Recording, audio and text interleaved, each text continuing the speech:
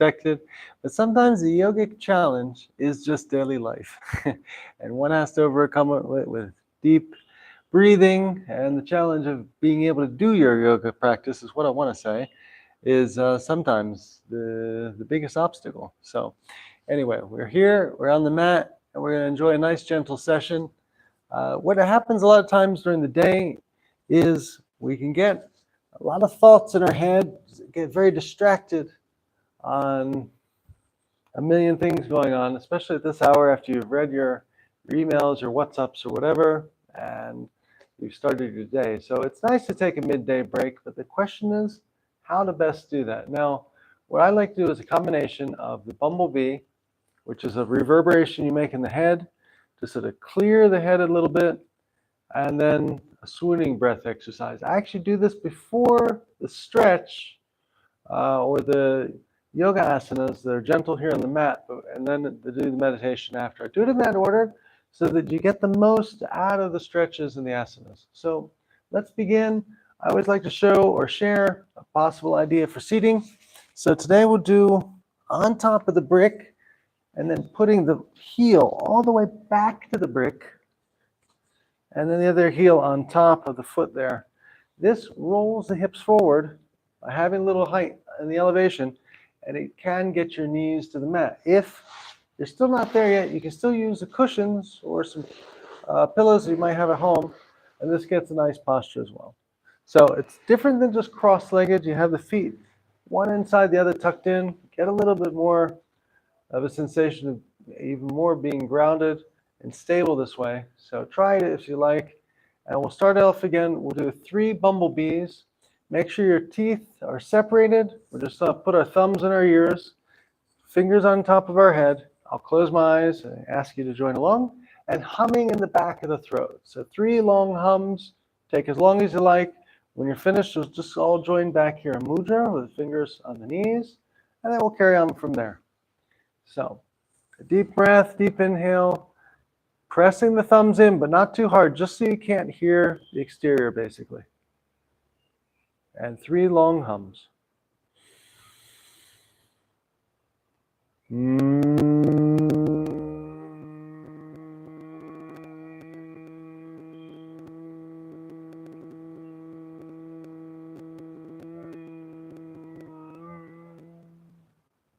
Another time.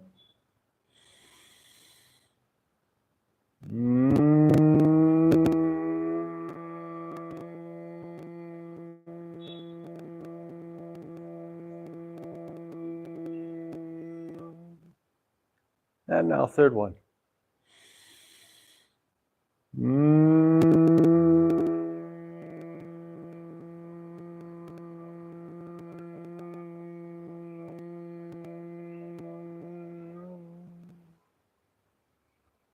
And now release. It should feel like new with the humming and the reverberation there. It's almost like a chalkboard eraser across the chalkboard. That's the sensation I like to share. So the next thing we'll do, just a pranayama breathing practice, very simple. We'll just do 10 long breaths.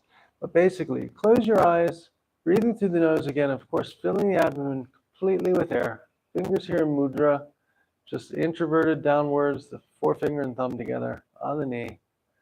And so we're just going to breathe, lifting the chin up. It's called the swooning practice. Deep inhale, pause for a moment here, maybe count to 5 ohms, and then just exhale gently, come back to center. You don't have to do a retention here on the exhale. Just make sure you completely press the air out of the abdomen, and then come back up again for an inhale. So 10 times at your own pace. When you're finished, whether it's before or after, doesn't matter. Just we'll regroup here with our fingers in mudra on our knees.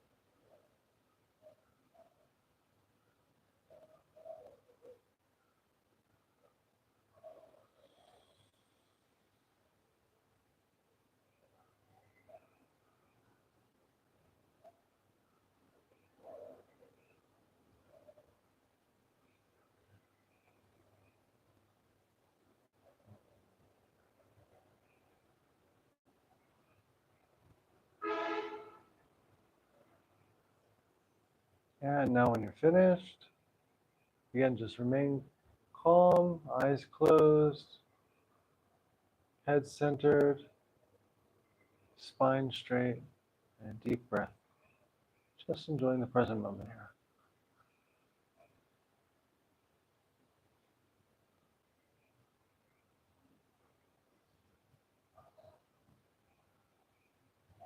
And now we'll open our eyes and we'll begin with the asanas, or the stretch part of the class. Today we'll do a little bit more for the back. So remove the blocks, cushions, pillows, whatever you're using. And we're just going to lay down here on our backs. And we'll start off just with something really gentle. I call this a knee hug. Not an official asana per se, but it's just really good for the lower back. Lacing the fingers together, rolling side to side, just gently here before starting off into other things. I do this because we're not doing a sun salutation or anything. This is an abbreviated session. So you've got to make sure you're being nice to your body, waking it up, letting it know that you'll be asking it to take on some different movements than just sitting or the routine movements that you might have. So first thing we'll do is take our right foot, put on our left knee, and this is just a half butterfly. Adding the breath, it makes it a very nice practice for the hips. So pushing forward, exhale, and coming back, inhale to about 45 degrees. Just go for a few times here. Don't rush, go with the breath.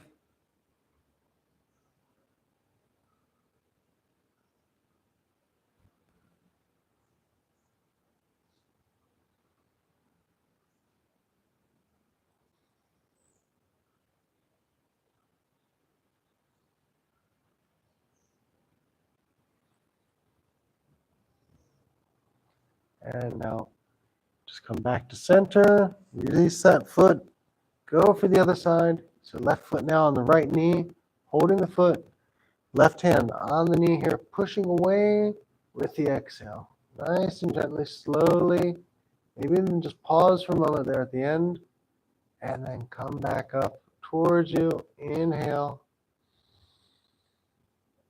And again, no rush, no strain. Just going with the breath.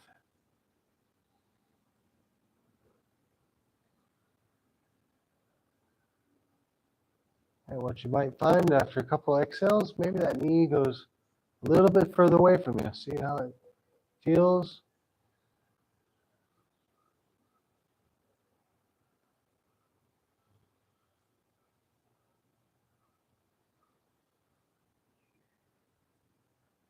And now we'll come back to center, lowering the feet down. Again, another little knee hug here, activating ourselves before we go to half bridge. So now for the half bridge, just drop the heels down there in front of your glutes. Hands are flat on the mat, and you just lift your hips as high as you can go. Now this is perfectly fine right here. If you want to go a little further and feel more support and a better, slightly more pronounced arch, lace the fingers together here and tuck each shoulder one at a time underneath, and then push back your weight as you lift up the hips onto the shoulders. What you're doing here is you're actually making a really good alignment or base if you want to go further with a shoulder stand in another occasion. So this is for now the half bridge. And the most advanced option I'll offer from here, if you want to try it, if you're feeling good in the elbows there, and you can get one hand, one palm underneath each hip lumbar area, supporting, then you can pronounce the arch even more and just let your weight fall into the palms of your hand. It's very nice opening the lower back, a gentle supported one. So we'll stay here for a few breaths, or in half bridge. The first one with the fingers laced. Either way is perfectly fine. And now, to come out of this, always important is the entry, is the exit. So just one hand at a time. And then bring in the hips down. Bring the knees up. Lace the fingers again. One more knee hug here.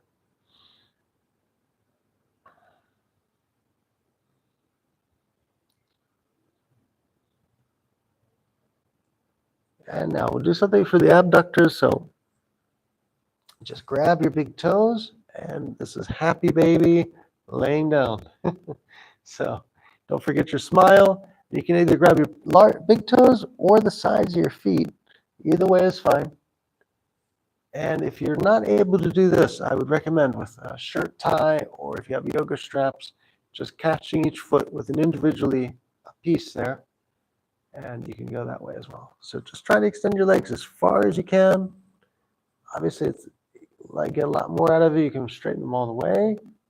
But anything's perfect. Just keep the lower back on the mat and the head, of course. And this way you aren't not doing anything radical with the spine. And you're just letting gravity move and make the distance and opening there in the backs, the legs, and the abductors. So again, a very nice, comfortable pose. Should have the happy baby smile. A couple more breaths here. And now when you're ready, we'll just bring those knees and feet back together, lace the fingers, and rocking side to side. Okay, what I like to do here is then just take the feet, balls of the feet with the thumbs, pushing down the tops of the toes, just sort of do a counter pose here for the toes that always seem to go the other direction, but pushing them down, very good for the arch of the foot. You can massage a little bit here on the ball of the foot.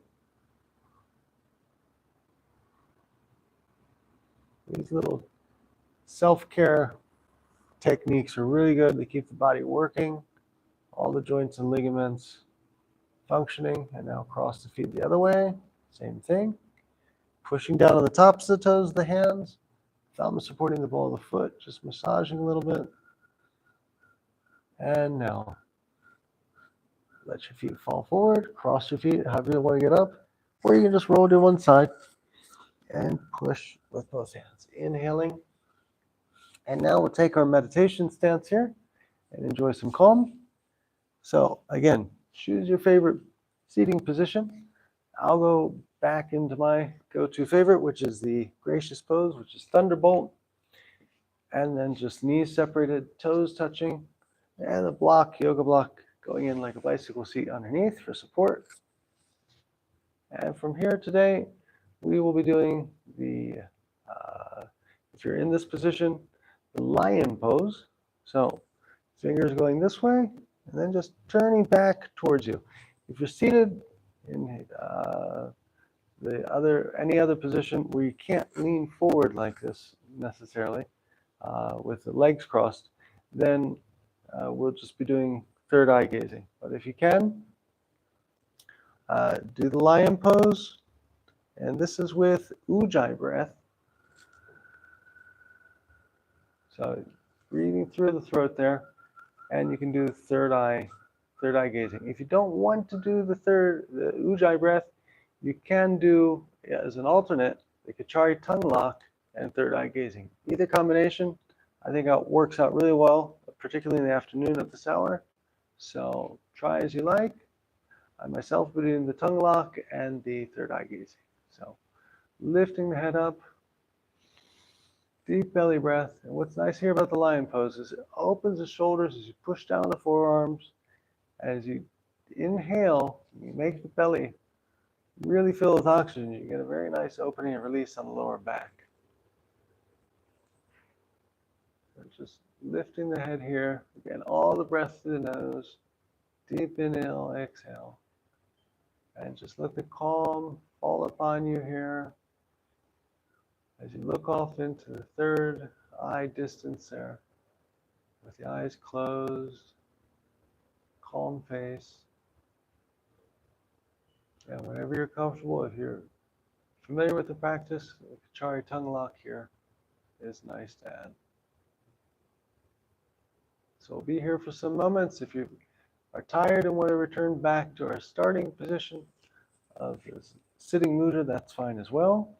And we'll finish after that some minutes here in our meditative state.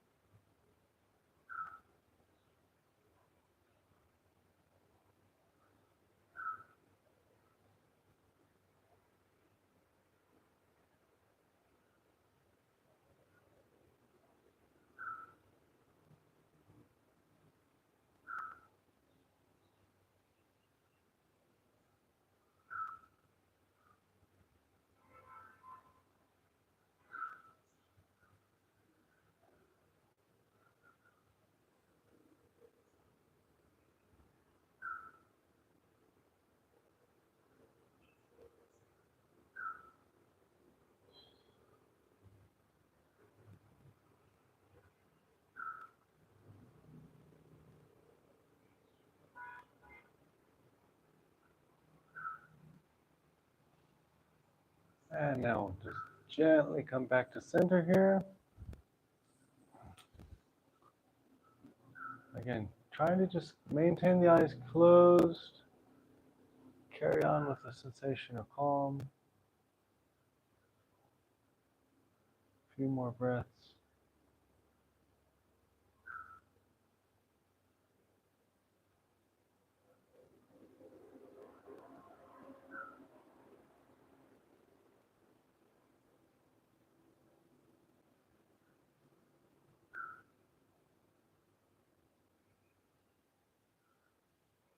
And now open your eyes, and we'll do Shavasana, but today, I've covered this in some other videos a while back, but you've heard of power naps, yes? Well, this is a power Shavasana. So you get the benefits of an inversion, where you're laying down and letting the body reset and feel the benefits of your practice, but you're using a wall and taking the mat and placing it against the wall. So, there you go. We'll change the camera position slightly here. I think it's actually okay. Just double check. It's all there. Okay, good. So this wall is a little bit different because it has a ledge here. So you really would ideally want a flat wall so you can have the legs straight up. If you need to, if you have a ledge like this, you can just put a yoga brick here and make it flat. So I'll show you 3 different postures you can take, 3 different types of Shavasana. First thing is, remember, get yourself as closely seated on the wall, basically, as possible. If the wall is cold, if you're somewhere that's chilly in August, take the mat and just put it like this. This way you don't get the counter effect of a cold surface touching you after a nice meditation sequence, which wouldn't be so nice, perhaps. So, again, getting ourselves tucked in. Technical yoga terms, scooching yourself forward with the elbows. And now, I have a ledge there. I would put a brick if I had to have legs straight. This is one option. Palms up, shoulders flat, just a nice relaxed Shavasana. Or, this is the position I'll probably take, is the heels on the wall, legs completely straight, and just letting gravity do the work. You're also getting restorative practice here, opening a bit of the abductors and the backs of the legs. So this is nice. And then third option, if neither of these convince you, you can always do butterfly. So feet touching, just putting the hands gently, pressing forward. It's a little bit more active for Shavasana, but you can do this one as well. It's also good for the hips and also very effective. My experience is 15 minutes here. If you do this midday, you feel like you've rested for 2 hours. So it's definitely a good one to keep in mind.